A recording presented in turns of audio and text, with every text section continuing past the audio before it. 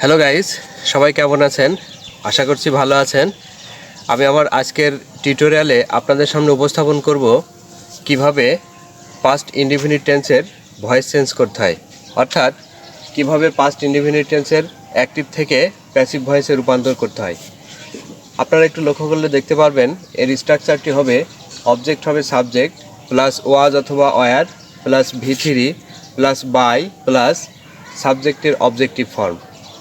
আমি আরও একবার বলছি, অবজেক্ট হবে subject plus was oblique were plus V3 plus by plus সাবজেক্টের অবজেক্টিভ ফর্ম। আমি উদাহরণগুলো একটু লক্ষ্য করলে দেখতে পাবেন পাস্ট ইনডিফিনাইট টেন্সের একটি উদাহরণ আমি লিখেছি অ্যাক্টিভ ভয়েসে, সেটা হচ্ছে শি প্লেইড ফুটবল।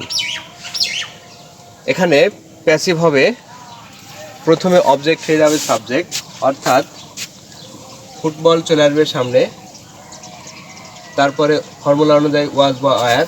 আপনারা জানেন football third person singular number, সেই জন্য তার সঙ্গে ওয়াজ যোগ হবে। এবং এখানে আছে প্লেইড, প্লেইড অর্থাৎ এর V3 হবে প্লেইড, আমি সেটা লিখেছি। এবং তার পাশাপাশি হবে এই যে ফর্মুলা অনুযায়ী যে বাই, এই বাইটা বসবে। এবং আপনারা জানেন ভয়েস চেঞ্জের ক্ষেত্রে যদি সি থাকে তাহলে হার হয়, অর্থাৎ সি এর অবজেক্টিভ ফর্ম হার।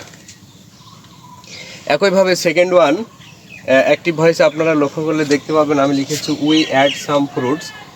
তো ফর্মুলা অনুযায়ী অবশ্যই সাম ফ্রুটস সামনে চলে আসবে। তারপরে সাম ফ্রুটস যেহেতু প্লুরাল নাম্বার, সেজন্য ওর সঙ্গে ওয়ার যোগ হবে, ওয়ার।